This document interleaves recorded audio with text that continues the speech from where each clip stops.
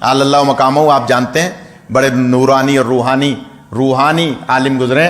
عاصم بھائی اجازت ہے تو بیان کروں.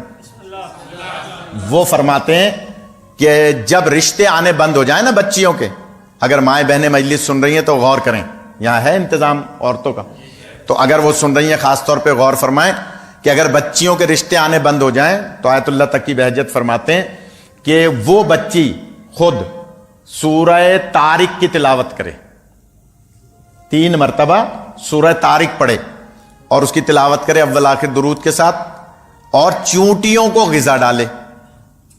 یا علی، چونٹیوں کو غذا ڈالے. چونٹی جب غذا کھاتی ہے تو غذا ڈالنے والے کے حق میں پہلی دعا یہ کرتی ہے کہ اللہ اس کی نسل میں اضافہ فرما.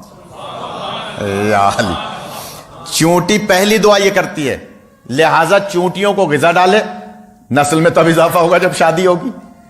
چونٹیوں کو غذا ڈالے اور سورہ طارق کی تلاوت کرے، اور واجبی رشتہ آ جائے تو مین میں ایک نہ نکالے اور شادی کر لیں.